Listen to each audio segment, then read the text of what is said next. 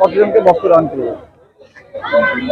দেখুন এখানে তো একটা এস্টিমেট দিয়ে আমরা প্রতি বছর দেওয়া হয়, এটা আমাদের বংশপরায় আমার দাদুরা দিয়ে এসছে।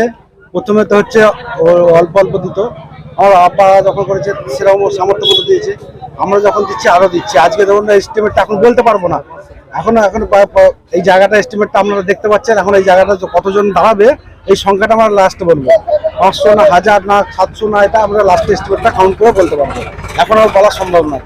এখন একটা কুপন আমরা দিয়েছিলাম আমাদের ভাবে, সেটা তার বাইরেও অনেক মানুষজন এসছে, আমরা কাউকে ফেরাতে চাই। এখানে 500 থেকে 700-র মতো কুপন দেওয়া হয়েছে। এই যে উদ্যোগ ঈদের আগে, এটা কেন নেওয়া হয়েছে? দেখুন এটা হচ্ছে আমাদের ধর্মেতে আছে, দান ধ্যানটা আমরা করে থাকি, হ্যাঁ, এবং দেখুন জাকাত বলুন বলুন যেগুলো আমরা দিয়ে থাকি আমাদের ধর্মে, তার বাইরেও আমাদেরকে দিতে হয়। মানুষ অসহায়, অনেক দুঃখ অসহায় মানুষ আছে যারা হচ্ছে বয়স্ক মানুষ, অনেক কিছু চলতে পারছে না, এরকম তারা কোথা থেকে পাবে? এগুলো আমাদের হৃদয়ে স্পন্দন করে, সেগুলো থেকে আমরা থাকতে পারি না। তার জন্য আপনারা দেখেছেন আমরা বিভিন্ন জায়গায় আমরা হচ্ছে সেগুলো দিয়ে থাকি, আমার কোম্পানির পক্ষ থেকে দেওয়া হয়। এটা আমার ফ্যামিলিগতভাবে এখানে আমার এটা গ্রাম দেশের বাড়ি এখানে দেয়। হ্যাঁ, এখানে আছে ধরুন শাড়ি, তারপর সাদা কাপড় আছে যারা বয়স্ক মহিলা, তারপর হচ্ছে লুঙ্গি। ঈদ উপলক্ষে বস্ত্র বিতরণ করছেন, কিন্তু আমরা দেখলাম যে ধর্ম বর্ণ নির্বিশেষে আপনি বস্ত্র বিতরণ করছেন, এই উদ্যোগ কিসের জন্য, কি বলবেন? দেখুন আমাদের স্টেটের মুখ্যমন্ত্রী বলেছে মানে উৎসব ধর্ম যার যার, উৎসব সবার। তো এইটা হচ্ছে একটা অনুপ্রেরিত করেই যে এটা ভালো কথা যে আমরা যদি সমাজের সর্বস্তরের মানুষ সমানভাবে থাকতে পারি, মিলতে পারি, আমি খাবো হাসবো, আমার পাশের বাড়ির লোকজন থাকবে, বা আমার অন্য বাড়ির পাশে অন্য সম্প্রদায়ের মানুষ থাকলে তারাও দুঃখে থাকবে। এটা তো হয় না, মানুষ তো একটাই মানুষ, মানুষ তো সবাই মানুষ। আপনার ফ্যামিলি বলতে কাদের পক্ষ থেকে দেওয়া হচ্ছে? ফ্যামিলি বলতে আমার আব্বা মা, আমার আব্বার হচ্ছে নাম শেখ মমিন হোসেন, বাড়ি হচ্ছে দেখুন এইটা হচ্ছে আমাদের পুরোনো আদি বাড়ি ছিল, এখানে কাকারা সব এখন থাকে। হ্যাঁ আলমপুরে, হ্যাঁ এটা আলমপুর মাধবদী, এখানে থাকে। এখন বর্তমানে আমরা বর্ধমানে থাকি। আমার মা আব্বা প্রতি বছর ভোরবেলা এসে এখানে দেওয়া শুরু করে। হ্যাঁ এটা মোটামুটি 50 বছরের উপরে চলছে আমাদের। হ্যাঁ তখন ছোট আকারে হতো, এখন মানুষের আশীর্বাদ দোয়া যাই বলেন তার জন্য আমাদের আজকে আশীর্বাদ দোয়ার জন্য হয়তো আমরা এত মানুষকে দিয়েছি। আগামী দিনে আরো যদি আশীর্বাদ দোয়া থাকে নিশ্চয়ই সবাই সহযোগিতা থাকে, আরো দিতে পারবো, আশা করছি পেরিয়ে যাবে। আমরা দেখা যায় বর্ধমানে পানীয় জলের ব্যবস্থা করেছেন অনেক জায়গায়, আবার অনেক জায়গায় দেখি মসজিদও করেছেন, আবার অনেক জায়গায় আপনি ঈদ উপলক্ষে বস্ত্র করছেন, আবার নিজের গ্রামকে আপনি দিচ্ছেন। কি গ্রামে দেখুন একটা সব জায়গায় আমার দুঃখ হয়, কারণ আমি বিভিন্ন জায়গায় আমার বর্ধমান বলুন, বর্ধমান আশপাশের স্টেট জেলাগুলোতে বলুন, সব জায়গাতেই আমি দিয়ে থাকি, কিন্তু আমি গ্রামে দিতে পারলে আরো খুশি, যেখানে আমার জন্মস্থান। হ্যাঁ এটা আমার হচ্ছে অ্যাকচুয়ালি জন্মস্থান, এইখান থেকে জন্মস্থান হয়েছে, পড়াশোনা করেছি এখান থেকে করে, তারপরে বড় হয়েছে, পড়াশোনার স্বার্থে বর্ধমানে গেছি, বর্ধমান থেকে কোনো কর্মসূত্রে বিভিন্ন জায়গায় থাকতে হয় আজকে, কিন্তু গ্রাম তো গ্রামই থাকে না।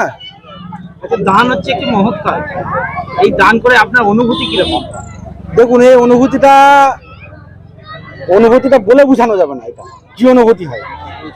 হ্যাঁ দেওয়ার পরে যে রাত্রের বেলায় শোয়ার পরে চিন্তা হয় মানুষগুলোকে আমি দিতে পারলাম, এই মানুষগুলো খুশি হলো, তাদের খুশিটাই আমার খুশি হয়, তখন মনে হয় খুশি, আমি আনন্দিত। আপনার নামে? আমার নাম শেখ মঈনুদ্দিন হোসেন। আমার যে কোম্পানি আছে এসজেন কনস্ট্রাকশন ইনফ্রা প্রাইভেট লিমিটেড, তার ডাইরেক্টরও এবং সিও। যেমন যা আছে শান্তভাবে সবাই দেবেন, কোনো রকম কোনো আওয়াজ চিল্লামিল্লি কিছু করার দরকার নেই, প্রত্যেককেই পাবেন এটা হচ্ছে আশা রাখি, এবং সবাইকে দেওয়ার জন্য এত কিছু ব্যবস্থা করা। আপনারাও সবার দুঃখ প্রকাশ করছে, অনেক এখন পূজার সময় বেরোতে বলতে দেরি হয়ে গেছে, সবার কাছে ক্ষমা চেয়ে নিচ্ছি।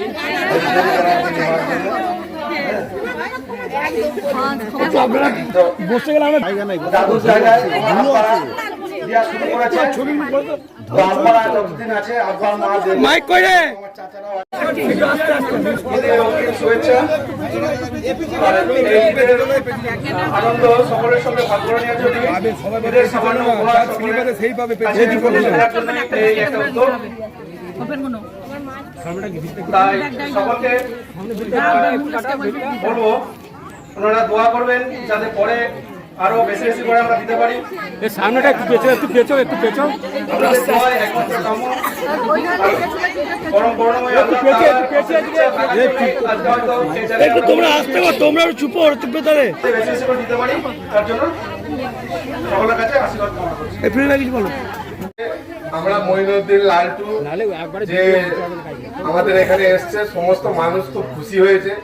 উনি এই এতজন মানুষকে বস্ত্র দিতে পারছেন, এটাও আমরাও গর্ববোধ করি গ্রামের মানুষ হিসেবে। এমনকি যারা নিচ্ছে তারাও গর্ববোধ করছে। গ্রামের নাম, আমাদের গ্রাম হচ্ছে আলমপুর মাধবদী, হিন্দু মুসলিমের গ্রাম। আমরা ঈদ উপলক্ষে শুধু মুসলিমকে নয়, হিন্দু মুসলিম আরো যেসব ধর্মের লোক আছে, আদিবাসী, সবাইকেই দেওয়া হচ্ছে। এতে করে আমাদের গ্রামবাসী সবাই খুশির সাথে এখানে এসে জিনিসগুলোকে গ্রহণ করার জন্য সমস্ত মানুষ সকাল 8টা থেকে এসে বসে আছেন। আমাদের যে লালটুদা যিনি দিতে চেয়েছেন, উনি একটু দেরি করে এসেছেন, সবাইকে বলেছে যে আমি ক্ষমা প্রার্থীর জন্য। সবাই বলছে না, আমরা এতে খুশি হয়েছি, হয়তো দেরি হতেই পারে। ঠিক আছে, আমরা এখন বস্ত্র ছেলে সবসময় দুস্থ মানুষদের মুখে হাসি ফুটিয়ে তোলে। মা হয়ে আমি খুব খুশি, কতটা গর্ব অনুভব হচ্ছে আপনার? আমার খুবই গর্ব। আর গর্ব না হলে এত ছেলেরা দিচ্ছে সব জায়গায়, হ্যাঁ আমার খুবই গর্ব আছে, আমি গর্বরতই আছি। কোন জায়গায় দেওয়া হচ্ছে এই বস্ত্র? এইটা মাধবদিঘিতে দেওয়া হচ্ছে আজকে। কতজন মানুষকে আনুমানিক দেওয়া হয়েছে? 500-700 দেওয়া হয়েছে। এই যে অসহায় মানুষ আজকে এই একটা বস্ত্রকে হাসি মুখে তারা বাড়ি ফিরে দিতেন এবং কদিন পরে ঈদ তারা পালন করবে এই বস্ত্র পরে। হ্যাঁ সেটা ঠিক করাই তো। হ্যাঁ, আর 27 রোজাতে আমরা প্রতি বছর দিই। আপনার পুরনো বাড়ি, এই পুরনো সবাইকে দিয়ে খুব খুশি হয়েছি, সবাইকে দিয়ে খুবই খুশি। সমস্ত ধর্মের লোককে কেন দিতে গেলে? দিনুন একটা যে সবাই খুশি হবে তার জন্য দিয়েছি। আগামী দিনে কি এই অনুষ্ঠান আপনারা এগিয়ে নিয়ে যাবেন? আল্লাহ যদি করায় সব যাবো একগে, সেই দোয়াটা আমরা করুন। সবাই যেমন নিয়ে যাচ্ছে, সবাই যেমন দোয়া করে যে হ্যাঁ যেমন পারে দিতে দিয়ে যাব। কত বছর ধরে আপনাদের 50 বছর।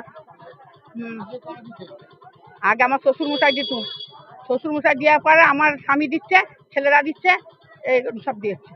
আর 50 বছর। আপনার নাম এবং কোন জায়গায়? ও এটা মাধবদিঘি আলমপুর। আর আমার নাম আজিমা বেগম, আমার ছেলেদের নাম মঈনুদ্দিন ফাইজউদ্দিন।